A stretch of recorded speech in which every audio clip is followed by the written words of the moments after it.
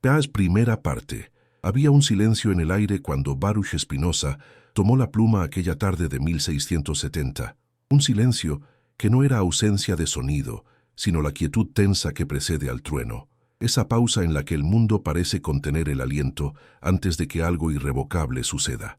En su pequeño cuarto de Ámsterdam, rodeado de lentes pulidas y manuscritos prohibidos, el filósofo judío excomulgado preparaba lo que sería su crimen más imperdonable: revelar lo que las instituciones habían enterrado durante siglos, desenmascarar el poder construido sobre el miedo y la ignorancia, mostrar que aquello que llamaban sagrado era, en realidad, el fruto de manipulaciones humanas demasiado humanas.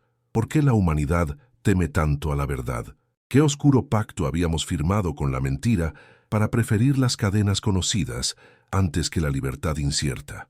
En ese momento, mientras la tinta manchaba el papel, Spinoza no escribía simplemente un tratado teológico-político. Estaba dinamitando los fundamentos de siglos de control religioso, desvelando que el Espíritu Santo del que tanto hablaban las iglesias no era una paloma descendiendo desde cielos metafísicos, sino algo mucho más perturbador, algo que residía en el interior de cada ser humano, y que las instituciones habían necesitado silenciar para mantener su poder. La historia que estaba a punto de contarse era la historia de una revelación perdida, de un conocimiento interior que había sido sistemáticamente suprimido porque amenazaba el orden establecido. ¿No es acaso extraño que aquello que se proclama como lo más divino sea también lo más temido? ¿Por qué las iglesias que predican la luz interior han perseguido a quienes realmente la buscan? Spinoza sabía que su trabajo no sería bien recibido, que sería tachado de hereje, blasfemo, peligroso. Ya había probado el sabor del ostracismo cuando su propia comunidad judía lo expulsó con una maldición tan feroz que resonaba como un grito primitivo de terror. Que fuera maldito de día y de noche, que fuera maldito al acostarse y al levantarse, que fuera maldito al entrar y al salir. ¿Pero qué había hecho este hombre tranquilo, este pulidor de lentes, para merecer tal furia? Había osado pensar por sí mismo, había osado cuestionar lo incuestionable, había osado sugerir que quizás, solo quizás, Dios no era lo que nos habían dicho. Y ahora, años después de aquella excomunión que lo había marcado como un paria, Spinoza estaba preparado para ir más lejos, para demostrar que el cristianismo tal como se practicaba no era la religión del amor y la verdad que proclamaba, sino una estructura de poder edificada sobre la distorsión sistemática de textos antiguos, sobre la fabricación de milagros, sobre el cultivo deliberado del mie, a la condenación eterna. ¿Cuántas generaciones habían vivido aterrorizadas por un infierno inventado? ¿Cuántas mentes brillantes habían sido silenciadas porque sus preguntas amenazaban los intereses de quienes se autoproclamaban intermediarios entre Dios y los hombres? El Espíritu Santo del que hablaban los teólogos, esa tercera persona de la Trinidad que supuestamente guiaba a los creyentes, había sido transformado en un instrumento de control. Solo los sacerdotes podían interpretarlo, solo la Iglesia podía acceder a él, solo quienes se sometían a la autoridad eclesiástica podían esperar su gracia. Pero Spinoza había descubierto algo que lo cambiaba todo. Había descubierto, estudiando los textos originales con la minuciosidad de un científico, que la idea del Espíritu Santo como entidad separada era una construcción tardía, un agregado teológico que no aparecía en los escritos más antiguos del judaísmo ni en las palabras auténticas que pudieron haber sido pronunciadas por el Jesús histórico. La palabra ruaj en hebreo, que más tarde sería traducida como espíritu, significaba simplemente aliento, viento, fuerza vital, la misma energía que anima a todos los seres vivos, no una divinidad aparte que descendía selectivamente sobre los elegidos. ¿No es revelador que lo que originalmente significaba algo tan simple y universal como el aliento de vida se convirtiera en un misterio inaccesible, en un privilegio de unos pocos? ¿Qué intereses servía esta transformación?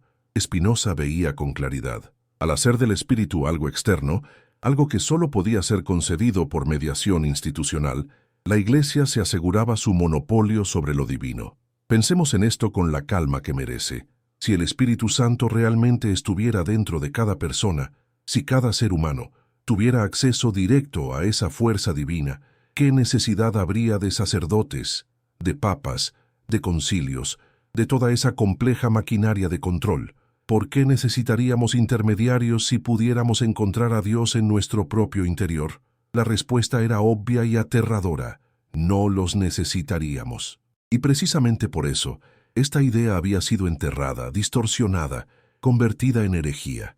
Los gnósticos, aquellos primeros cristianos que hablaban del conocimiento interior y la chispa divina en cada alma, fueron perseguidos hasta la extinción.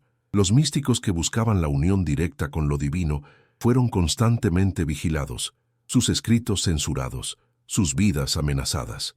¿Por qué? Porque cada persona que despertaba a su poder interior era una persona que ya no necesitaba las muletas de la autoridad religiosa. Spinoza había pasado años, décadas, estudiando las escrituras con una libertad que solo su condición de marginado le permitía.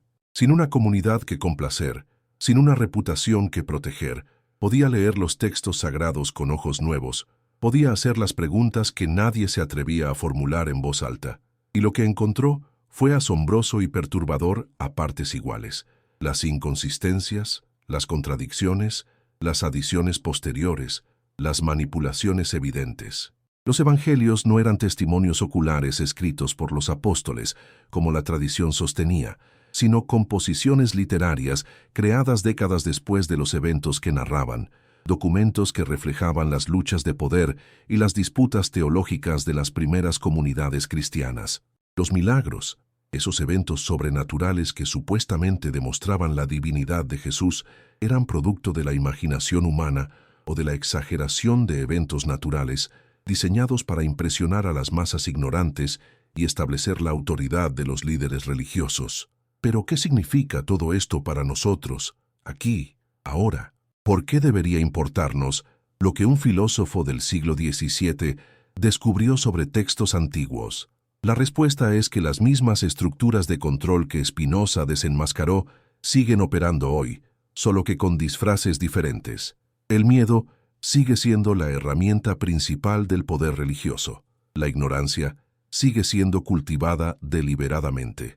La dependencia de autoridades externas sigue siendo fomentada porque un pueblo que piensa por sí mismo, que confía en su propia experiencia interior, que no necesita que le digan qué creer, es un pueblo imposible de controlar. Y desde donde quiera que estés viendo esto ahora, desde tu ciudad, tu país, tu rincón del mundo, tómate un momento para pensar, ¿cuánto de lo que crees es realmente tuyo? ¿Cuánto te fue implantado? Escribe en los comentarios desde qué lugar del planeta nos estás viendo, qué hora es allí ahora mientras estas palabras llegan a ti.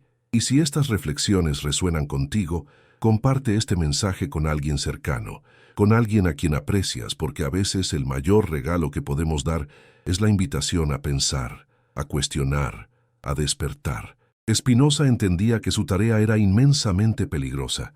No estaba simplemente escribiendo filosofía abstracta, estaba atacando los fundamentos del orden social de su época.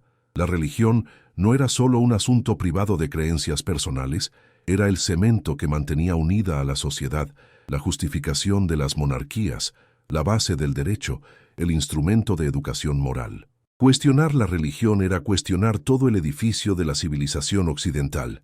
¿Y qué encontraba al cuestionar? Que el cristianismo, tal como había evolucionado, era una traición a las enseñanzas originales que pretendía preservar. Jesús, el hombre histórico que había predicado el amor, la compasión, la justicia para los pobres, había sido convertido en un Cristo cósmico, una figura divina cuyo mensaje principal ya no era ético, sino metafísico. Creer en su naturaleza sobrenatural, en su nacimiento virginal, en su resurrección física, en su capacidad de interceder ante Dios. No es extraño que una religión que supuestamente se basa en el amor haya causado tanta violencia. ¿Cómo explicar las cruzadas, la Inquisición, las guerras de religión, las hogueras donde ardían herejes, todo hecho en nombre de Cristo? Spinoza veía la respuesta. Cuando la religión se convierte en poder institucional, cuando las creencias se transforman en dogmas impuestos, cuando la fe personal se reemplaza por la obediencia ciega a la autoridad, entonces inevitablemente surge la violencia, porque el dogma no puede coexistir con la duda, la autoridad no puede tolerar el cuestionamiento, el poder institucional no puede permitir la libertad de conciencia. Y así, Generación tras generación, la religión que predicaba ama a tu prójimo terminaba torturando a los disidentes, quemando libros, silenciando voces, aterrorizando mentes. El Espíritu Santo había sido la mayor víctima de esta transformación. En las primeras comunidades cristianas, antes de que el emperador Constantino convirtiera el cristianismo en religión de Estado, existía una diversidad de interpretaciones, una riqueza de experiencias místicas, un énfasis en la transformación interior. Los seguidores de Jesús creían que podían experimentar directamente lo divino, que el reino de Dios estaba dentro de ellos, que no necesitaban templos ni sacerdotes ni rituales complejos para conectarse con lo sagrado. Pero cuando el cristianismo se convirtió en institución, cuando se fusionó con el poder político, cuando los emperadores empezaron a convocar concilios para decidir qué creencias eran ortodoxas y cuáles heréticas, todo cambió.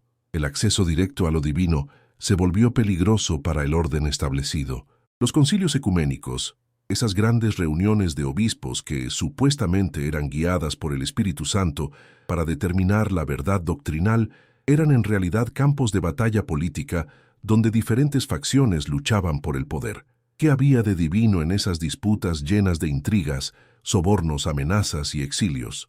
El Concilio de Nicea en el año 325, donde se estableció la doctrina de la Trinidad, fue convocado por el emperador Constantino no por celo religioso, sino por necesidad política. Necesitaba una religión unificada para mantener unido su imperio. ¿Y qué pasó con quienes no estuvieron de acuerdo con las decisiones del concilio?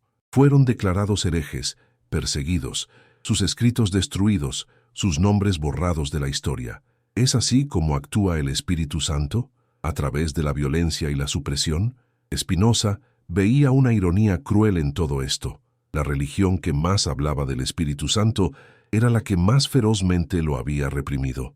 Cada vez que alguien afirmaba tener una experiencia directa de lo divino, cada vez que un místico hablaba de haber sentido la presencia de Dios sin mediación institucional, era inmediatamente sospechoso. ¿Por qué? Porque si la gente común podía acceder directamente a Dios, si no necesitaban los sacramentos administrados por los sacerdotes, si no necesitaban que les explicaran las Escrituras porque podían entenderlas por sí mismos guiados por su luz interior, entonces toda la estructura de poder eclesiástico se derrumbaba. La Iglesia se había convertido en guardiana de puertas que pretendía que solo ella podía abrir, cuando en realidad esas puertas nunca habían existido. El acceso a lo divino siempre había estado ahí, disponible para todos.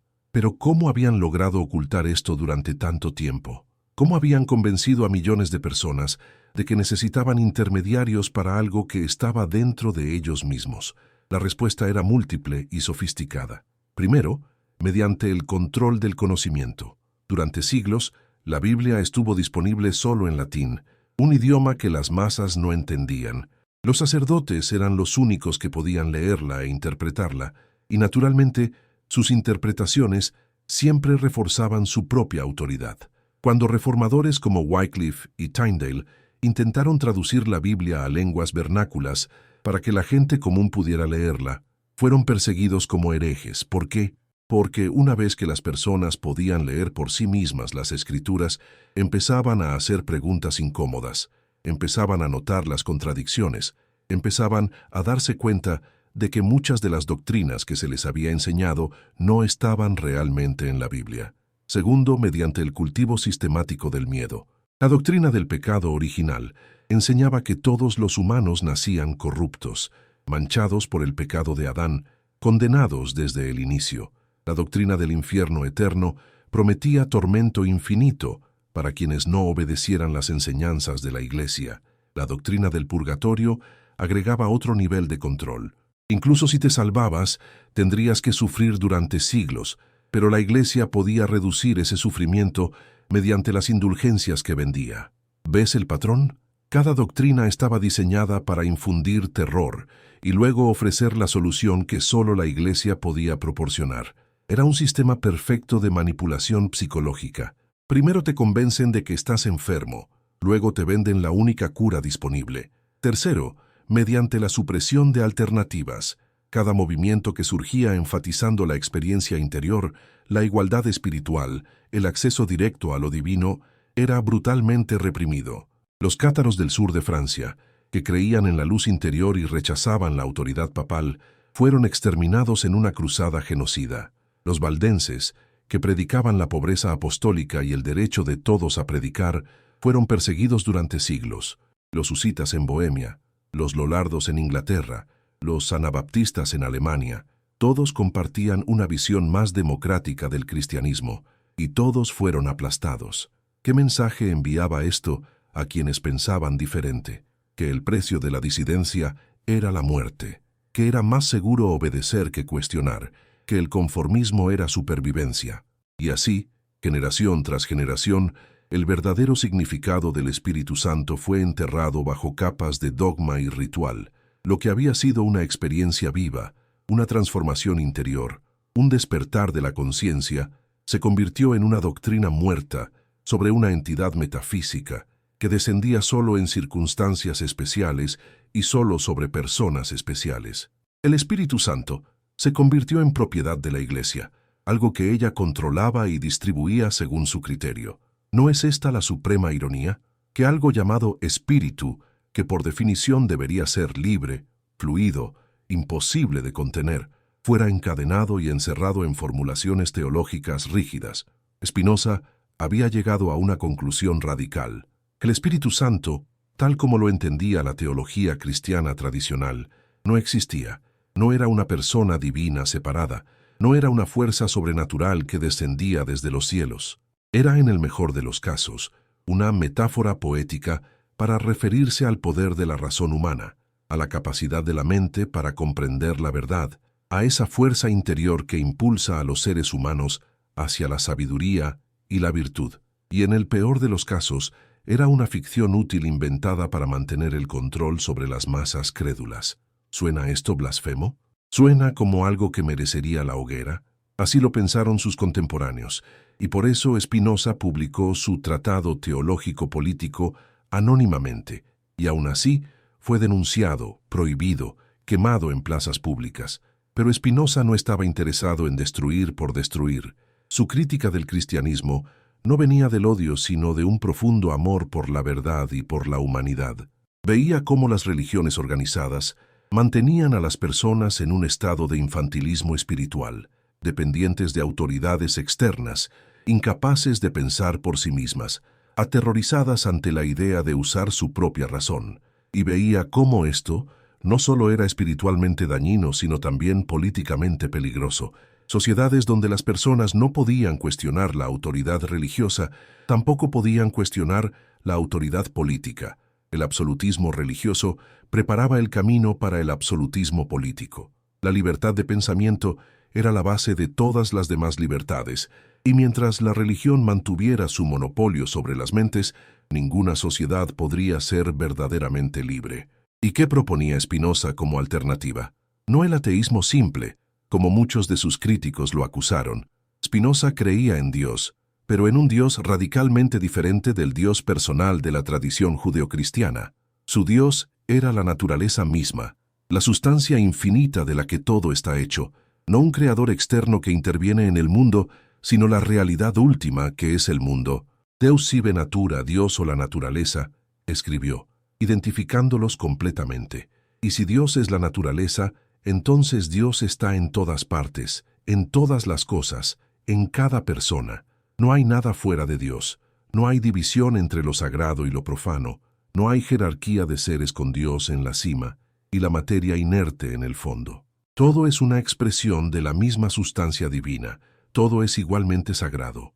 Esta era una visión panteísta que horrorizaba a los teólogos tradicionales. Si Dios está en todas partes, si Dios es todo, entonces no hay nada especialmente santo en las iglesias, nada especialmente sagrado en los sacramentos, nada especialmente divino en las escrituras. Todo es igualmente divino, o nada lo es. ¿Qué necesidad hay entonces de religiones organizadas, de sacerdotes, de rituales? Ninguna. Cada persona puede encontrar a Dios, o conocer a Dios, o ser Dios, ya que somos parte de esa sustancia infinita, mediante el uso de la razón y el cultivo de las virtudes. La verdadera religión no es cuestión de creencias sobrenaturales, sino de conducta ética. No importa qué doctrinas teológicas profeses, si no practicas la justicia, la compasión, el amor. Y no necesitas ninguna doctrina teológica particular para ser una buena persona. La razón natural es suficiente para mostrarnos cómo debemos vivir. ¿Ves ahora por qué Spinoza era tan peligroso? No solo estaba cuestionando doctrinas específicas, estaba desmantelando todo el edificio conceptual sobre el que se basaba el poder religioso. Si tenía razón, entonces 2000 años de historia cristiana habían sido un gigantesco error, o peor, un gigantesco engaño. Si tenía razón, entonces generaciones de creyentes habían vivido aterrorizados por amenazas vacías, habían desperdiciado sus vidas en rituales sin sentido, habían sometido sus mentes a autoridades que no tenían ningún derecho a ese poder. Si tenía razón, entonces el emperador estaba desnudo, y todo el mundo podía verlo una vez que se atrevía a mirar. Si segunda parte, pero la pregunta que surge inevitablemente es esta: ¿tenía razón? ¿O era Spinoza simplemente otro filósofo arrogante que pensaba que su razón individual era superior a la sabiduría acumulada de siglos? Esta es la pregunta que debemos enfrentar con honestidad, sin prejuicios en ninguna dirección. Y para responderla, necesitamos examinar más de cerca los argumentos que Spinoza presentó y las evidencias en las que se basó. Necesitamos ver exactamente cómo construyó su caso contra el cristianismo tradicional y contra la idea convencional del Espíritu Santo. Y necesitamos preguntarnos constantemente: ¿qué está en juego? ¿Qué perdemos si Spinoza tiene razón? ¿Qué ganamos? Spinoza comenzó su crítica del cristianismo con un análisis textual meticuloso de la Biblia. Aplicó a las Escrituras los mismos métodos críticos que se aplicaban a cualquier otro texto antiguo. Examinó las inconsistencias, los anacronismos, las contradicciones, las evidencias de múltiples autores y ediciones, y lo que encontró fue devastador para la doctrina de la inspiración divina. El Pentateuco, los primeros 5 libros de la Biblia, tradicionalmente atribuidos a Moisés, claramente no fueron escritos por una sola persona. Contienen duplicaciones de historias, versiones contradictorias de eventos, diferentes nombres para Dios, diferentes estilos literarios. Contienen referencias a lugares y cosas que no existían en tiempos de Moisés. Contienen incluso el relato de la muerte de Moisés, algo difícil de explicar si él fue el autor. ¿Por qué estas inconsistencias habían pasado desapercibidas durante tanto tiempo? Porque nadie se atrevía a mirar de cerca, nadie se atrevía a aplicar su razón crítica a textos que se suponían divinos. Los evangelios presentaban problemas similares. Las fechas de composición eran mucho más tardías de lo que la tradición sostenía. Marcos, el más antiguo, probablemente fue escrito alrededor del año 70 b.C., 40 años después de la crucifixión de Jesús. Mateo y Lucas fueron escritos décadas después, y Juan al final del primer siglo. Ninguno de los autores fue testigo ocular de los eventos que narraban. Todos dependían de tradiciones orales que habían circulado durante generaciones, sujetas a toda la distorsión y elaboración que implica la transmisión oral. Y las diferencias entre los evangelios eran significativas: genealogías incompatibles de Jesús, relatos contradictorios de su nacimiento y resurrección, discrepancias sobre sus enseñanzas y milagros. ¿Cómo podían todos estar inspirados por el mismo Espíritu Santo si se contradecían entre sí? Y luego estaba el problema de los milagros. Las escrituras cristianas estaban llenas de eventos sobrenaturales, nacimientos virginales, resurrecciones de muertos, sanaciones instantáneas, caminar sobre el agua, multiplicación de panes y peces, conversión de agua en vino. Para los creyentes, estos milagros eran pruebas de la divinidad de Jesús, pero para Spinoza, entrenado en el pensamiento científico emergente de su época, los milagros eran imposibilidades lógicas. Las leyes de la naturaleza son expresiones de la esencia de Dios, son necesarias y universales. Un milagro, una violación de estas leyes, implicaría que Dios contradice su propia naturaleza, que es absurdo. Si Dios es perfecto e inmutable, entonces las leyes naturales son perfectas e inmutables. ¿Por qué un Dios perfecto necesitaría suspender las leyes que Él mismo estableció? ¿No sería eso admitir una imperfección en la creación original? Entonces, ¿cómo explicar los relatos milagrosos? Spinoza ofrecía varias explicaciones. Algunos eran exageraciones o embellecimientos de eventos naturales. Una sanación espontánea se convierte en un milagro. Una coincidencia afortunada se interpreta como intervención divina. Otros eran metáforas o parábolas que fueron malinterpretadas literalmente por lectores posteriores. Otros eran simplemente invenciones, historias creadas para impresionar a los creyentes y establecer la autoridad de los líderes religiosos. En las culturas antiguas, los relatos de milagros eran comunes. Cada fundador religioso, cada figura importante, tenía asociados eventos sobrenaturales. ¿Por qué?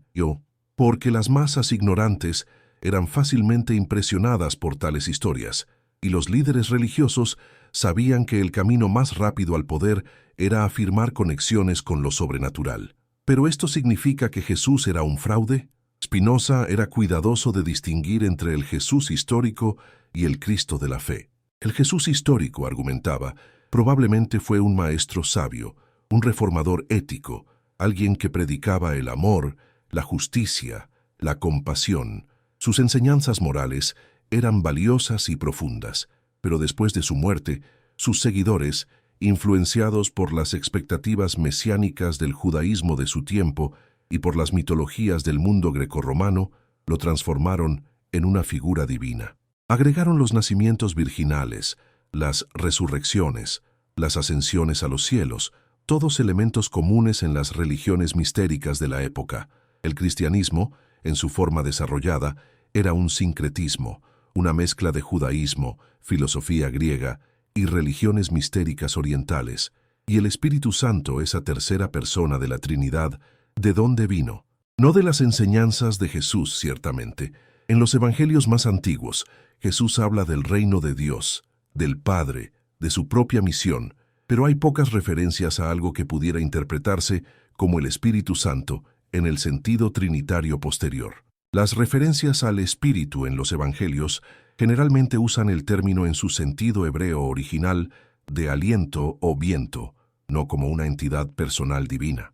Fue solo en los escritos posteriores, especialmente en el Evangelio de Juan y en las epístolas de Pablo, donde empezó a desarrollarse una teología más elaborada del Espíritu. Y fue solo en los siglos posteriores, a través de intensos debates teológicos en los concilios, que se formuló la doctrina de la Trinidad tal como la conocemos. La doctrina de la Trinidad era problemática desde muchos ángulos. Primero, era lógicamente contradictoria. ¿Cómo pueden tres personas ser un solo Dios? Los defensores ortodoxos insistían en que era un misterio que trascendía la razón humana, pero para Spinoza esto era solo una manera elegante de admitir que no tenía sentido. Segundo, no tenía base bíblica clara. Sí, había versículos que podían interpretarse como apoyando una Trinidad, pero también había muchos versículos que claramente presentaban a Jesús como subordinado al Padre, como un ser humano, no como Dios. La famosa fórmula trinitaria en Primera de Juan, porque tres son los que dan testimonio en el cielo, el Padre, el Verbo y el Espíritu Santo, y estos tres son uno. Fue una adición posterior al texto, no presente en los manuscritos más antiguos. Tercero, y más importante para Spinoza, servía a intereses institucionales muy específicos. La Trinidad permitía a la Iglesia afirmar que tenía acceso exclusivo a cada persona de la divinidad. El Padre estaba en los cielos, inaccesible excepto a través de Cristo. Cristo había ascendido y ya no estaba físicamente presente, pero había dejado a la Iglesia como su representante en la tierra. El Espíritu Santo guiaba a la Iglesia, pero solo a la Iglesia institucional, no a individuos por su cuenta. Era un sistema cerrado perfecto. Todas las vías a lo divino pasaban por la Iglesia. Y la belleza del Espíritu Santo, desde el punto de vista del control institucional, era su invisibilidad e inefabilidad. ¿Cómo podías saber si tenías el Espíritu Santo? No por tu propia experiencia, sino por la confirmación de la autoridad eclesiástica. El Espíritu Santo se convirtió en el último argumento de la autoridad. Esto es así porque el Espíritu Santo así lo revela. Y si lo cuestionabas, estabas cuestionando al mismo Dios. Spinoza veía esto como una perversión completa de lo que podría haber sido valioso en la idea original. Si el Espíritu significaba simplemente la capacidad humana de comprender la verdad, de ser guiado por la razón, de actuar éticamente. Entonces todos tenían acceso a él por igual. No necesitabas ser bautizado, confirmado, ordenado. No necesitabas pertenecer a ninguna iglesia específica. El Espíritu era tu propia inteligencia, tu propia conciencia, tu propia capacidad de distinguir el bien del mal. Era democrático, universal, indestructible, pero precisamente por eso tuvo que ser apropiado y domesticado por las instituciones religiosas. ¿Y qué hay de las experiencias místicas genuinas? ¿Qué hay de los santos que reportaban visiones, éxtasis, unión con lo divino? Spinoza no negaba que estas experiencias ocurrieran, negaba que fueran lo que los místicos creían que eran, una experiencia de unidad con el universo, de trascendencia del ego individual, de paz profunda. Era explicable en términos naturales. Era el resultado de ciertos estados cerebrales, de prácticas contemplativas, de la capacidad de la mente humana de experimentar niveles alterados de conciencia. Eran valiosas, incluso deseables, pero no eran contactos con entidades sobrenaturales. Eran momentos en los que la mente humana alcanzaba una comprensión más clara de su verdadera naturaleza, que no estamos separados del resto de la realidad, que somos parte del todo infinito, que lo que llamamos yo es solo una ola temporal en el océano de la existencia. Esta visión era profundamente subversiva porque eliminaba cualquier base para la jerarquía espiritual. Si las experiencias místicas eran estados naturales de la conciencia humana, accesibles en principio a cualquiera, entonces no había santos especiales, no había elegidos de Dios, no había intermediarios necesarios. Cada persona era igualmente capaz de alcanzar la sabiduría y la paz interior. La religión verdadera no consistía en creer doctrinas correctas, sino en vivir correctamente, en actuar con justicia y compasión. Y esto no requería ninguna revelación sobrenatural. La razón natural era suficiente para mostrarnos cómo debemos vivir. Pero aquí Spinoza enfrentaba una objeción obvia. Si la razón es suficiente, si no necesitamos revelación sobrenatural, entonces ¿por qué la mayoría de la humanidad a lo largo de la historia ha creído en religiones reveladas? ¿Por qué la necesidad persistente de profetas, escrituras sagradas, milagros? Spinoza tenía una respuesta, y era en parte psicológica y en parte política. Psicológicamente, la mayoría de las personas prefieren certezas reconfortantes a verdades incómodas. Es más fácil creer que hay un Dios personal que se preocupa por ti, que escucha tus oraciones, que te recompensará en el cielo, que aceptar que eres un ser finito, en un universo indiferente, responsable de tu propia vida sin ayuda sobrenatural.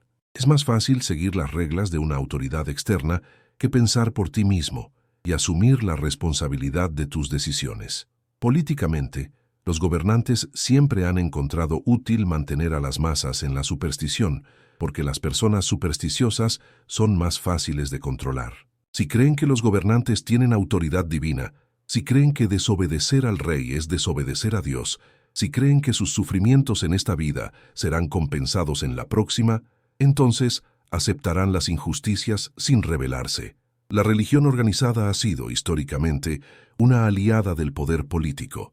Las iglesias bendicen las guerras, legitimizan las monarquías, predican la obediencia, prometen recompensas celestiales para compensar las miserias terrenales. ¿Por qué? Porque las instituciones religiosas son, ellas mismas, estructuras de poder que se benefician de la alianza con el poder secular. Spinoza estaba proponiendo algo radicalmente diferente. Una sociedad donde la religión no fuera monopolio de instituciones, donde cada persona tuviera libertad de pensamiento y de expresión, donde las leyes se basaran en la razón, no en la revelación, donde el Estado fuera secular y protegiera la libertad de conciencia. Era una visión que no se realizaría plenamente hasta siglos después, y que aún hoy enfrenta resistencia feroz en muchas partes del mundo. ¿Por qué? Porque amenaza intereses profundamente arraigados, porque desafía identidades construidas sobre la base religiosa, porque requiere que las personas asuman responsabilidad por sus propias vidas en lugar de delegarla a autoridades religiosas o políticas. Y aquí, mientras reflexionas sobre estas ideas desde tu lugar en el mundo, sea donde sea que estés, te invito a compartir en los comentarios. ¿Sientes que has sido libre de pensar por ti mismo o has sentido presiones para conformarte con creencias heredadas? ¿Has experimentado ese despertar inquietante cuando empiezas a cuestionar lo que siempre has creído? Y si estas palabras resuenan contigo, compártelas con alguien que amas, alguien que también esté en el camino de la búsqueda, porque el mayor acto de amor puede ser despertar a otros a su propia capacidad de pensar. La obra de Spinoza fue prohibida y condenada en vida, pero después de su muerte, comenzó a ejercer una influencia creciente. Los filósofos de la Ilustración lo reconocieron como un precursor, aunque muchos no se atrevieron a asociarse abiertamente con sus ideas más radicales. Voltaire, aunque atacaba el cristianismo, encontraba a Spinoza demasiado ateo. Rousseau intentaba preservar alguna forma de religión natural. Kant trataba de salvar la moral de las ruinas de la metafísica religiosa. Pero todos estaban, en cierto sentido, trabajando en el espacio que Spinoza había abierto, el espacio del pensamiento crítico aplicado a la religión, el espacio donde las escrituras podían ser examinadas históricamente, donde los dogmas podían ser cuestionados racionalmente, donde la ética podía ser fundamentada sin recurrir a lo sobrenatural. En el siglo XIX, con el desarrollo de la crítica bíblica histórica, muchas de las intuiciones de Spinoza fueron confirmadas y expandidas. Los estudiosos demostraron, más allá de toda duda razonable, que los textos bíblicos eran productos humanos, escritos en contextos históricos específicos, reflejando las preocupaciones y conflictos de sus tiempos. El Pentateuco era una compilación de múltiples fuentes. Los evangelios no eran biografías históricas, sino teología narrativa. Las epístolas de Pablo mostraban el desarrollo de una teología cristiana que estaba en tensión con las enseñanzas judías de Jesús. La doctrina de la Trinidad era un desarrollo tardío, resultado de siglos de debate y conflicto, no una verdad revelada claramente desde el principio, y el Espíritu Santo, esa doctrina central del cristianismo, fue gradualmente desmitificada. Los psicólogos estudiaron las experiencias religiosas y encontraron explicaciones naturalistas. Estados alterados de conciencia, episodios disociativos, proyecciones psicológicas. Los antropólogos mostraron que experiencias similares ocurrían en todas las culturas, no solo en el cristianismo, sugiriendo mecanismos universales de la psicología humana en lugar de intervenciones sobrenaturales específicas. Los neurocientíficos identificaron las regiones cerebrales involucradas en las experiencias místicas, demostrando que podían ser inducidas o suprimidas mediante estimulación o lesión de áreas específicas del cerebro. ¿Significa todo esto que no hay nada de valor en el cristianismo, que debemos descartar 2000 años de tradición, que los millones de creyentes a lo largo de la historia fueron simplemente engañados? No necesariamente. Spinoza distinguía entre el núcleo ético del cristianismo, que él valoraba, y las elaboraciones teológicas supersticiosas que lo habían oscurecido. Las enseñanzas de Jesús sobre el amor, la compasión, la justicia, el perdón, eran valiosas independientemente de su origen. No necesitabas creer en el nacimiento virginal o la resurrección para apreciar la sabiduría de ama a tu prójimo como a ti mismo, o bienaventurados los pacificadores. El problema era que estas enseñanzas éticas simples habían sido enterradas bajo montañas de dogma metafísico. La Trinidad, la expiación, el pecado original, la predestinación, el purgatorio, y así sucesivamente. ¿Y si pudiéramos recuperar ese núcleo ético sin las elaboraciones teológicas? ¿Y si pudiéramos tener una espiritualidad sin superstición, una ética sin dogma, una comunidad sin jerarquía eclesiástica? Esta era la visión de Spinoza, una religión natural basada en la razón y la experiencia, no en la revelación y la autoridad. Una religión donde el espíritu no fuera una entidad sobrenatural, sino simplemente nuestra capacidad humana de comprender la verdad y actuar moralmente. Una religión democrática, accesible a todos, no monopolizada por sacerdotes y profetas que afirman tener acceso exclusivo a lo divino. Pero esta visión nunca ha sido fácil de realizar. La mayoría de las personas necesitan más que abstracciones filosóficas, necesitan rituales, símbolos, comunidad, narrativas. Las religiones organizadas, con todos sus problemas, han proporcionado estas cosas durante milenios. Y cuando las personas pierden sus religiones tradicionales sin encontrar algo que las reemplace, A menudo caen en nihilismo, relativismo, o se aferran a ideologías seculares que se vuelven tan dogmáticas y opresivas como las religiones que reemplazaron. El siglo XX demostró que los regímenes ateos podían ser tan brutales, sino más, que los teocráticos.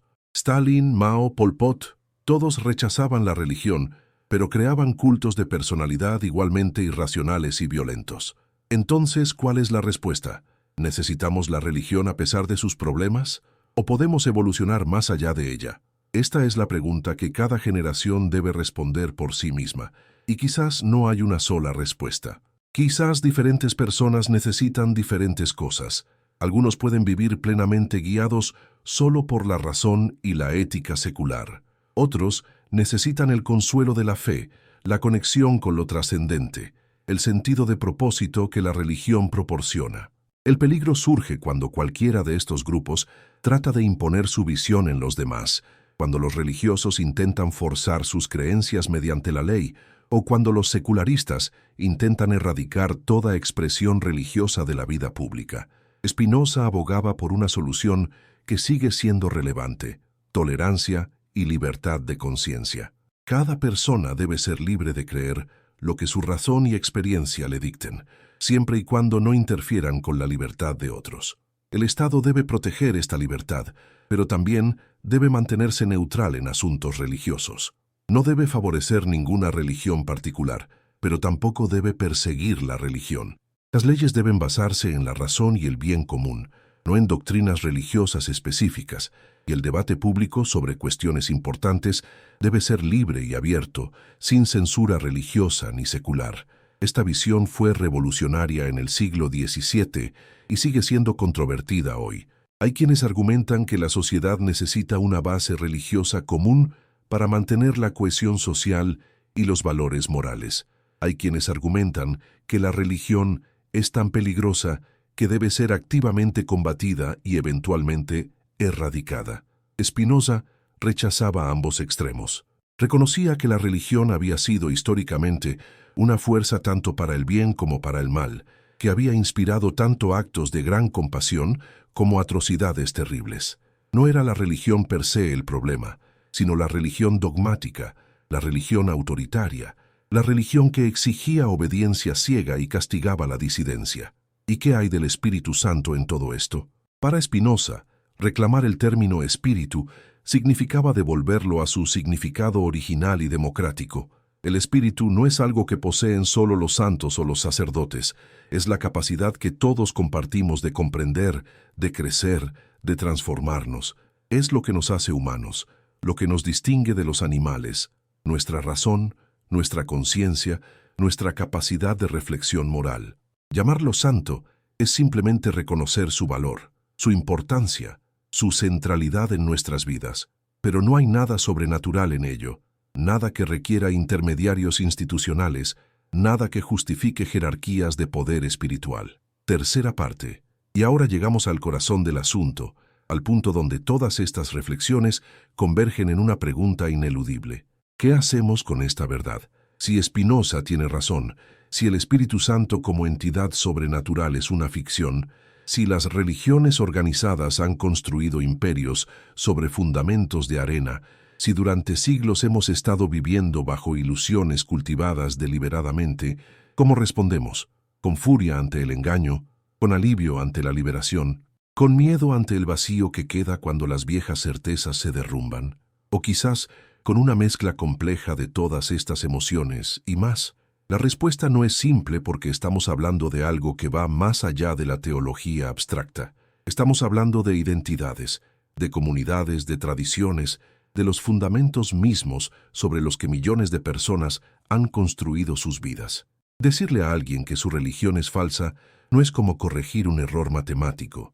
Es atacar el núcleo de su ser, su sentido de propósito, su conexión con sus ancestros, su esperanza para el futuro. Y aun si las críticas de Spinoza son intelectualmente sólidas, ¿tenemos el derecho de destruir las creencias de otros? ¿Qué responsabilidad tenemos cuando revelamos verdades que pueden ser dolorosas? Estas son las preguntas éticas que surgen del trabajo de Spinoza y no tienen respuestas fáciles. Spinoza mismo era cauteloso sobre compartir sus ideas más radicales públicamente. Sabía que podían causar daño, no solo a él mismo, sino a otros. Por eso publicó anónimamente. Por eso usó lenguaje diplomático cuando podía. Por eso circuló algunos de sus escritos más incendiarios solo entre amigos de confianza. No era cobardía, era prudencia. Entendía que la verdad, por importante que sea, debe ser comunicada con cuidado, especialmente cuando contradice creencias profundamente arraigadas. Pero también entendía que la verdad no puede ser suprimida indefinidamente, puede ser ocultada, distorsionada, negada, pero eventualmente emerge. La historia muestra esto una y otra vez. Las ideas peligrosas, las preguntas incómodas, las críticas necesarias, siempre encuentran la manera de salir a la luz. La Inquisición quemó libros y herejes durante siglos, pero no pudo detener la reforma. La Iglesia prohibió la ciencia que contradecía sus doctrinas, pero no pudo detener la revolución científica. Los gobiernos totalitarios intentaron controlar completamente el flujo de información, pero no pudieron detener el colapso de sus sistemas. ¿Por qué? Porque los seres humanos son curiosos, cuestionadores, inquietos. La mente humana no acepta indefinidamente respuestas insatisfactorias. Sigue preguntando, sigue buscando, sigue empujando los límites de lo permitido. Y en nuestra época, con la información disponible como nunca antes en la historia humana, es imposible mantener a las personas en la ignorancia. Cualquiera con acceso a Internet puede leer los mismos textos que Spinoza estudió, puede aprender sobre la crítica bíblica histórica, puede explorar las inconsistencias en las escrituras, puede investigar los orígenes políticos de las doctrinas religiosas. El monopolio de la información que las instituciones religiosas mantuvieron durante siglos se ha roto irrevocablemente. Y esto plantea un desafío existencial para las religiones tradicionales. ¿Cómo mantenerse relevantes en un mundo donde sus afirmaciones pueden ser verificadas, donde sus doctrinas pueden ser cuestionadas, donde las alternativas abundan? Algunas tradiciones religiosas han respondido retirándose hacia fundamentalismos más rígidos, insistiendo con mayor ferocidad en la verdad literal de sus escrituras, atacando la ciencia y la razón como enemigas de la fe.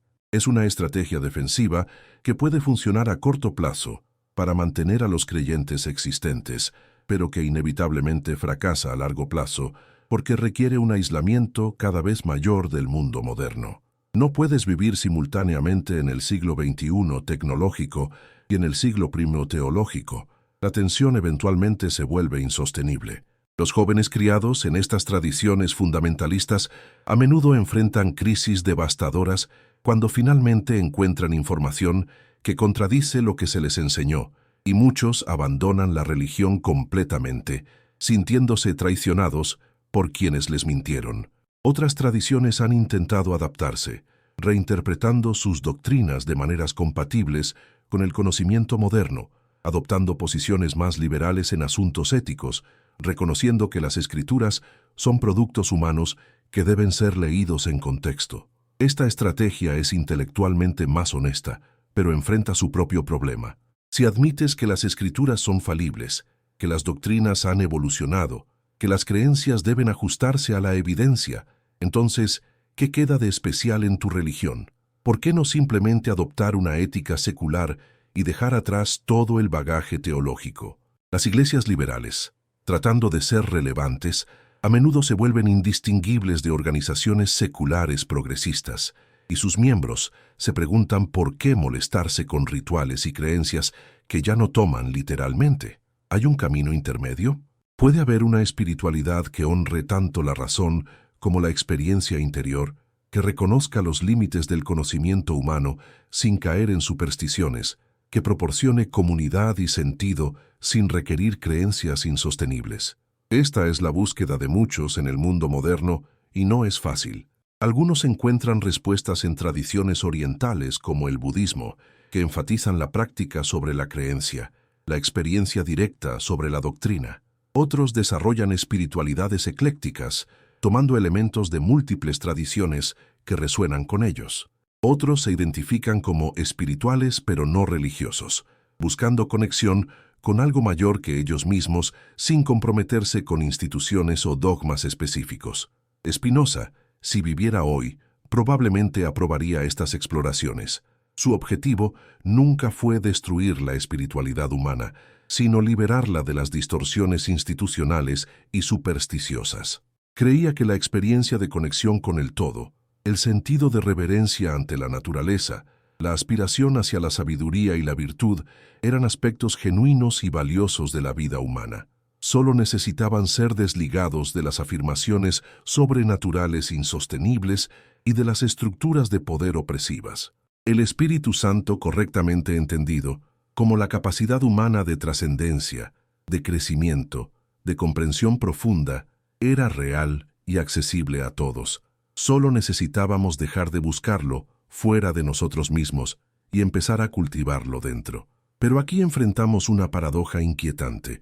La visión de Spinoza, aunque intelectualmente liberadora, es emocionalmente exigente.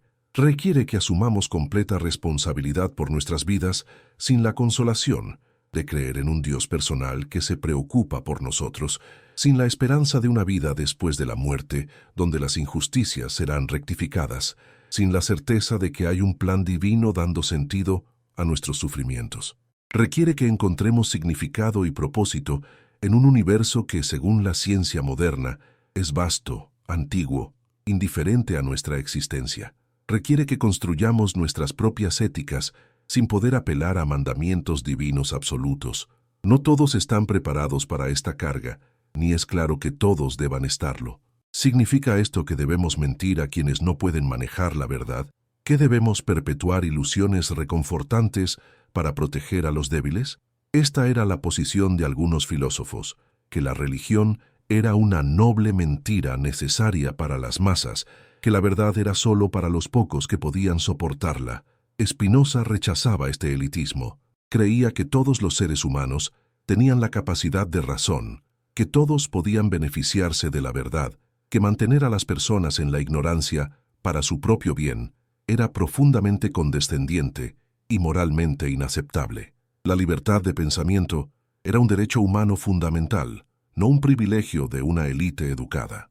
Y sin embargo, debemos reconocer que la transición de la religión tradicional a una cosmovisión más racional y secular ha sido históricamente difícil y a veces traumática. Nietzsche habló de la muerte de Dios, no con celebración, sino con preocupación, preguntando cómo podríamos soportar la pérdida de los fundamentos tradicionales del significado y la moralidad. Dostoyevsky advirtió que, si Dios no existe, todo está permitido, expresando el temor de que sin creencia en la retribución divina, la moralidad colapsaría en nihilismo. El siglo XX, con sus guerras mundiales, genocidios y regímenes totalitarios, pareció validar estos temores, mostrando que la secularización no conducía automáticamente a una sociedad más ética y humana. Entonces Spinoza estaba equivocado. Deberíamos aferrarnos a las religiones tradicionales, con todas sus fallas, porque son mejores que las alternativas. Esta es una falsa dicotomía. El problema del siglo XX no fue la secularización per se, sino la manera en que se desarrolló. Ideologías seculares que se volvieron tan dogmáticas y totalitarias como las religiones que reemplazaron. Líderes políticos que exigían la misma obediencia ciega que los líderes religiosos. Propaganda que utilizaba las mismas técnicas de manipulación que las instituciones religiosas. Lo que necesitamos no es un retorno a la religión tradicional ni un abrazo acrítico del secularismo, sino una madurez cultural que pueda mantener los valores que las religiones han preservado, el sentido de reverencia, comunidad y propósito, mientras rechaza el dogmatismo, el autoritarismo y la superstición. ¿Y qué papel juega el Espíritu Santo, correctamente entendido, en esto? Si lo pensamos como nuestra capacidad humana de sabiduría, compasión y crecimiento interior, entonces cultivarlo se vuelve la tarea central de una vida bien vivida, no mediante rituales externos y obediencia a autoridades, sino mediante prácticas que realmente desarrollen estas capacidades. Educación que enseñe pensamiento crítico, meditación y contemplación que profundicen la autocomprensión, acción ética que fortalezca el carácter, conexiones auténticas con otros que cultiven la empatía. Estas son prácticas que cualquiera puede adoptar, independientemente de sus creencias religiosas o falta de ellas. Son universalmente accesibles porque se basan en la naturaleza humana compartida, no en revelaciones específicas de ninguna tradición particular. Spinoza vivió su filosofía. A pesar de ser excomulgado, perseguido, viviendo en relativa pobreza, mantuvo su integridad intelectual y su paz interior. Rechazó oportunidades de prestigio académico que habrían requerido comprometer sus principios. Vivió modestamente, ganándose la vida puliendo lentes, encontrando satisfacción en su trabajo manual mientras desarrollaba ideas que transformarían la filosofía occidental. Cultivó amistades profundas basadas en la honestidad intelectual y el respeto mutuo. Y cuando murió joven, a los 44 años, probablemente de silicosis causada por el polvo de vidrio de su oficio, dejó un legado que continúa inspirando a quienes buscan verdad y libertad. Su ejemplo nos muestra que es posible vivir significativa y éticamente sin las certezas de la religión tradicional. Más que eso, nos muestra que puede haber una profunda alegría en la búsqueda de la verdad, incluso cuando esa verdad contradice creencias reconfortantes. Hay una libertad exhilarante en pensar por uno mismo, una satisfacción profunda en basar las propias convicciones en la evidencia y la razón en lugar de la autoridad y la tradición, un sentido de conexión genuina cuando se relaciona con otros honestamente, en lugar de detrás de máscaras de conformidad religiosa. Esta es la promesa de la visión espinosista, no una vida sin significado, sino una vida de significado auténtico, construido desde dentro en lugar de impuesto desde fuera. Pero esta promesa viene con una advertencia. El camino es difícil, requiere coraje para cuestionar lo que siempre has creído, para enfrentar la posible desaprobación de tu comunidad, para vivir con incertidumbre en lugar de certezas falsas. Requiere disciplina para desarrollar tu capacidad de razón, para educarte continuamente, para resistir las tentaciones de soluciones fáciles y pensamiento mágico. Requiere humildad para admitir lo que no sabes, para cambiar de opinión cuando la evidencia lo exige, para reconocer que tus comprensiones actuales son siempre provisionales. Y requiere compasión, tanto hacia ti mismo mientras navegas estas dificultades, como hacia otros que están en diferentes etapas de su propio viaje. Y aquí, desde donde sea que nos estés escuchando ahora, te pido que reflexiones. ¿Dónde te encuentras en este viaje? ¿Estás todavía aferrado a las creencias de tu infancia sin cuestionarlas? ¿Estás en medio de una crisis de fe, sintiendo que el piso se mueve bajo tus pies? ¿O has encontrado ya tu propia forma de vivir auténticamente, con o sin religión tradicional? Escribe en los comentarios, comparte tu ciudad, tu país, tu hora local en este momento, y comparte también dónde te encuentras en tu propio viaje de comprensión. Y si conoces a alguien que esté luchando con estas preguntas, comparte este video con esa persona, no para imponerle una visión, sino para invitarla al diálogo, a la reflexión compartida, porque a veces el mayor regalo es saber que no estamos solos en nuestras dudas y búsquedas. La revelación perdida sobre el Espíritu Santo no es que nunca existió como entidad sobrenatural. La revelación es que siempre estuvo donde Spinoza decía que estaba, dentro de nosotros mismos, en nuestra capacidad de comprender, de amar, de crecer. La gran traición no fue que las instituciones religiosas inventaran una doctrina. La gran traición fue que nos convencieron de que necesitábamos su permiso para acceder a lo que ya poseíamos, que necesitábamos intermediarios para hablar con Dios cuando éramos, nosotros mismos, expresiones de esa realidad divina infinita que Spinoza identificaba con la naturaleza. ¿Por qué la Iglesia teme más a las dudas que a las herejías? Porque la herejía puede ser combatida, refutada, condenada, pero la duda es contagiosa, insidiosa, imposible de erradicar completamente. Una persona que duda comienza a pensar, y una persona que piensa eventualmente se libera.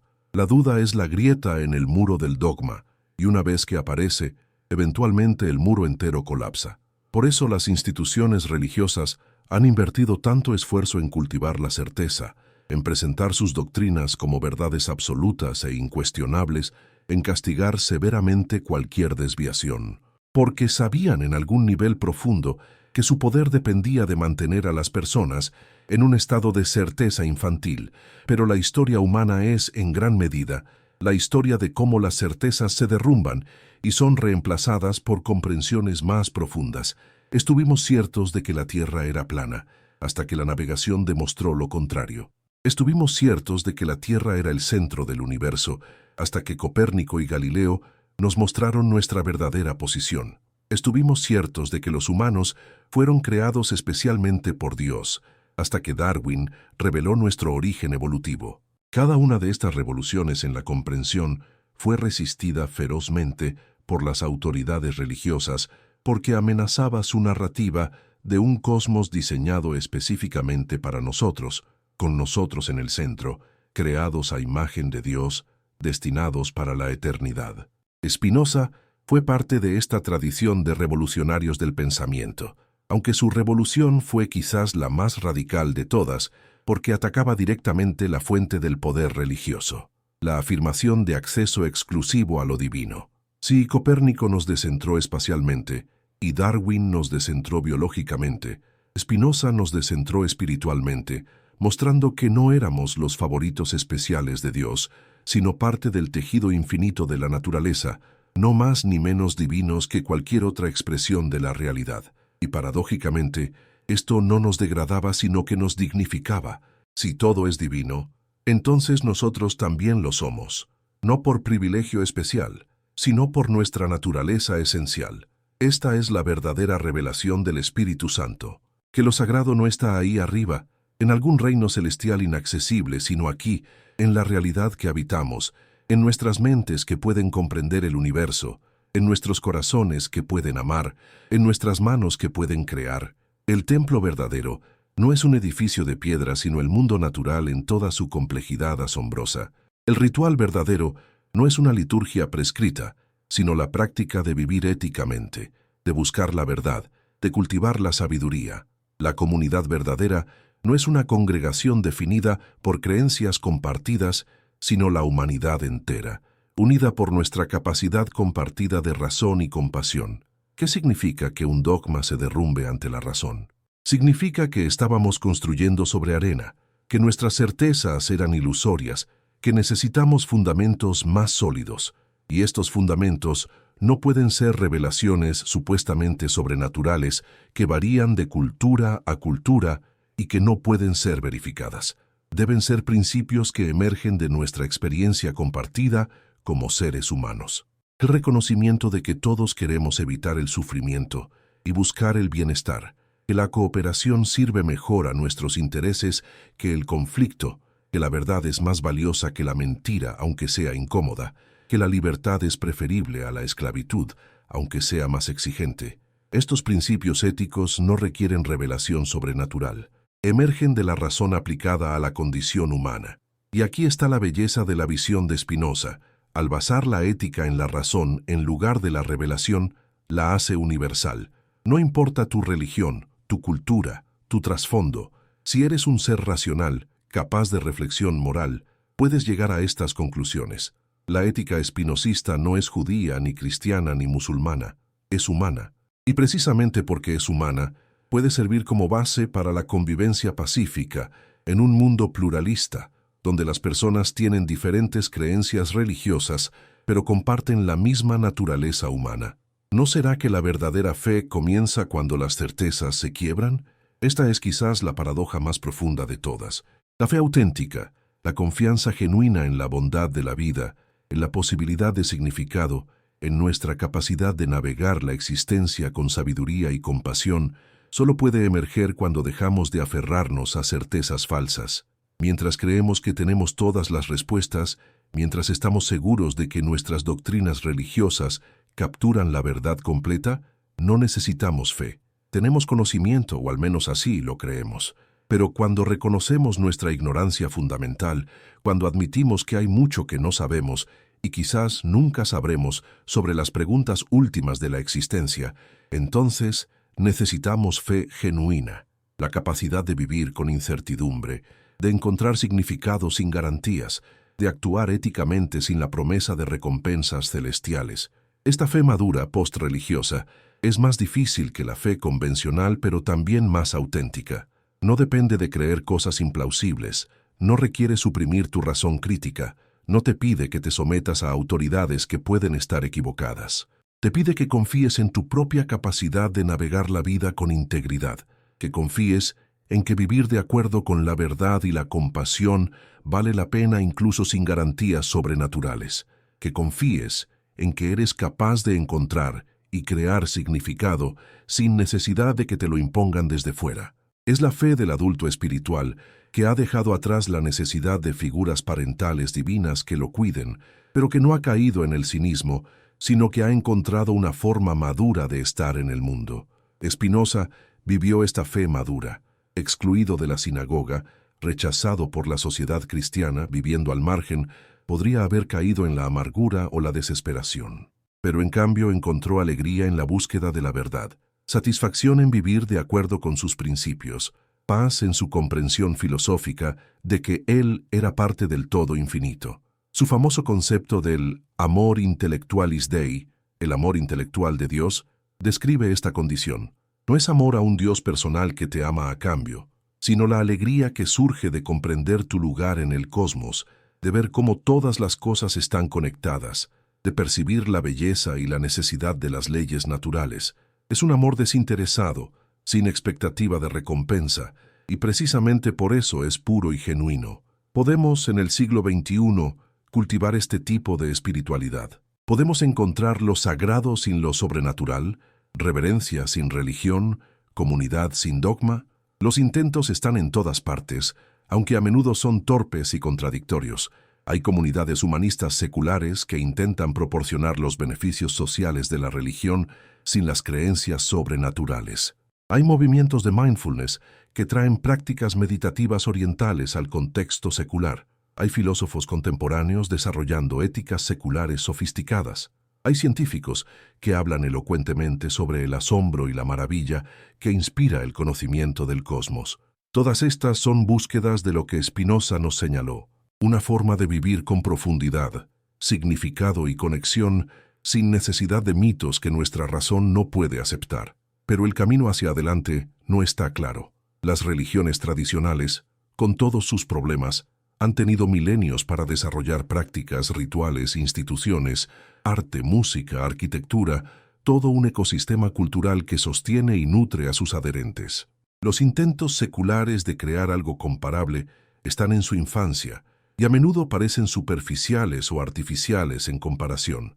No puedes simplemente inventar tradiciones, tienen que crecer orgánicamente a lo largo de generaciones. Y mientras tanto, muchas personas se encuentran en un limbo espiritual. Han dejado atrás las religiones de su infancia, pero no han encontrado algo que las reemplace adecuadamente. Esta es nuestra tarea colectiva: crear nuevas formas de vida significativa que honren tanto la razón como la experiencia interior, que proporcionen comunidad sin conformidad, que cultiven el asombro sin la superstición. No será fácil y no hay garantía de éxito. Pero es necesario porque no podemos regresar a las certezas precríticas del pasado. Una vez que has visto detrás de la cortina, una vez que has aplicado tu razón a las creencias heredadas y has encontrado que no resisten el escrutinio, no puedes simplemente decidir creer de nuevo. Puedes fingir, puedes intentar convencerte a ti mismo, pero siempre habrá una voz interior que sabe la verdad. Y esa voz interior es quizás el Espíritu Santo verdadero, tu propia conciencia, tu propia integridad, tu propia exigencia de vivir auténticamente. Spinoza nos enseñó a escuchar esa voz en lugar de las voces externas de autoridades que afirman saber mejor que nosotros lo que debemos creer. Nos enseñó que traicionar tu propia razón, suprimir tus propias dudas, pretender creer lo que no crees, es la verdadera traición espiritual. Que la honestidad intelectual no es arrogancia sino humildad, el reconocimiento de que solo puedes trabajar con lo que realmente comprendes, no con lo que otros te dicen que debes aceptar sin cuestionar. Entonces, ¿qué hacemos ahora, armados con estas comprensiones? Primero debemos ser honestos con nosotros mismos sobre lo que realmente creemos y por qué. No lo que se supone que debemos creer, no lo que otros esperan que creamos, sino lo que nuestro examen sincero de la evidencia y la experiencia nos indica. Esta honestidad puede ser dolorosa, especialmente si nuestras conclusiones nos alejan de nuestras comunidades o tradiciones. Pero es el primer paso hacia la autenticidad, y sin autenticidad Toda espiritualidad es vacía. Segundo, debemos cultivar activamente aquellas capacidades que constituyen el Espíritu Santo correctamente entendido: la razón, la compasión, la sabiduría, la integridad. Esto requiere prácticas deliberadas, estudio continuo para desarrollar la comprensión, meditación o contemplación para profundizar la autoconciencia, acción ética para fortalecer el carácter, conexiones auténticas con otros para cultivar la empatía. No son prácticas mágicas que requieren revelación sobrenatural, son prácticas psicológicas y sociales que cualquiera puede aprender y aplicar. Tercero, debemos encontrar o crear comunidades que apoyen estas prácticas. Los seres humanos somos fundamentalmente sociales. Necesitamos conexión, necesitamos compartir nuestras búsquedas, necesitamos apoyo mutuo en los momentos difíciles. Las comunidades no necesitan basarse en creencias compartidas sobre lo sobrenatural. Pueden basarse en valores compartidos, en compromisos éticos comunes, en la búsqueda compartida de significado y crecimiento. De hecho, tales comunidades pueden ser más inclusivas y abiertas que las comunidades religiosas tradicionales porque no requieren que todos crean exactamente lo mismo. Cuarto, debemos defender la libertad de conciencia para todos. Esta fue una de las luchas centrales de Spinoza: el derecho de cada persona a pensar por sí misma, a cuestionar las autoridades, a seguir su propia comprensión de la verdad. En nuestro tiempo, esta libertad está bajo amenaza tanto de fundamentalismos religiosos que quieren imponer sus doctrinas mediante la ley, como de nuevos dogmatismos seculares que intentan suprimir el disenso en nombre de varias causas. La verdadera herencia de Spinoza no es ninguna doctrina específica, sino el principio de libertad intelectual, el derecho a preguntar, a dudar, a cambiar de opinión, a seguir tu propia búsqueda de la verdad donde quiera que te lleve. Y finalmente, debemos mantener la humildad epistémica. Spinoza fue radical en sus críticas de la religión tradicional, pero también reconoció los límites del conocimiento humano. Hay preguntas que quizás nunca podamos responder. ¿Por qué existe algo en lugar de nada? ¿Hay propósito en el universo o solo procesos causales ciegos? ¿Qué es la conciencia y cómo surge de la materia? Podemos especular, podemos filosofar, pero no podemos estar ciertos. Y eso está bien. No necesitamos certeza absoluta para vivir vidas significativas y éticas. De hecho, la certeza absoluta puede ser un obstáculo porque nos cierra a nueva evidencia y comprensiones. La revelación perdida del Espíritu Santo, entonces, es realmente una revelación recuperada. El reconocimiento de que lo divino, si queremos usar ese término, no está en algún reino sobrenatural, sino en la realidad que habitamos, en nuestra propia capacidad de comprensión y crecimiento. Fue perdida solo en el sentido de que las instituciones religiosas la enterraron porque amenazaba su poder. Pero nunca fue realmente perdida. Siempre estuvo ahí, esperando ser redescubierta por cualquiera dispuesto a mirar honestamente. Y ahora tú, quien sea que seas, donde quiera que estés en este momento, tienes esta invitación: a pensar por ti mismo, a cuestionar lo incuestionable, a buscar la verdad aunque contradiga creencias reconfortantes, a vivir con integridad aunque sea difícil. No porque Spinoza lo diga, no porque yo lo diga, sino porque tu propia razón y experiencia te lo indiquen. El Espíritu Santo, si existe, está en tu capacidad de hacer esto. Y nadie, ninguna institución, ninguna autoridad puede quitártelo o dártelo. Siempre ha sido tuyo. Esta es la verdad que no puede ser enterrada para siempre. Que somos cada uno de nosotros capaces de sabiduría, de compasión, de crecimiento, de transformación. No porque un espíritu sobrenatural descienda sobre nosotros, sino porque es nuestra naturaleza esencial como seres conscientes, racionales, morales. Las instituciones pueden intentar monopolizar esto, pueden intentar convencernos de que necesitamos su mediación, pero están construyendo sobre arena. La verdad emerge, siempre emerge, porque la mente humana es inquieta, curiosa, persistente. No puede ser encadenada indefinidamente. Spinoza lo sabía, y por eso escribió con tanta urgencia a pesar del peligro. Sabía que estaba plantando semillas que florecerían mucho después de su muerte, que sus ideas liberarían mentes en generaciones futuras, que la verdad que revelaba era indestructible porque estaba basada no en autoridad, sino en evidencia y razón. Y tenía razón. 4 siglos después aquí estamos, todavía reflexionando sobre sus ideas, todavía encontrando en ellas relevancia y poder, todavía siendo liberados por su valentía de pensar lo impensable y decir lo indecible. La historia no termina aquí. Cada generación debe luchar de nuevo estas batallas, debe defender de nuevo la libertad de pensamiento contra nuevas amenazas, debe redescubrir por sí misma verdades que otros intentarán ocultar. Pero ahora, armados con las comprensiones de Spinoza y de todos aquellos que han continuado su trabajo, no estamos solos en esta lucha. Somos parte de una tradición larga y noble de buscadores de verdad, de disidentes valientes, de pensadores libres que se negaron a ser encadenados por dogmas. Y esa tradición continuará mientras haya seres humanos capaces de preguntarse, ¿es esto realmente verdad? ¿Tengo que aceptar lo que me dicen? ¿No puedo pensar por mí mismo? Estas preguntas simples son revolucionarias.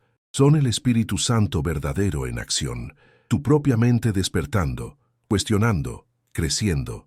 Nadie puede dártelas y nadie puede quitártelas. Son tu derecho de nacimiento como ser humano consciente. Y cuando las ejerces con valentía y honestidad, te unes a esa larga tradición de libertadores y iluminadores, de aquellos que han hecho retroceder la oscuridad de la ignorancia y la superstición, no con violencia, sino con la simple fuerza de la razón y la verdad.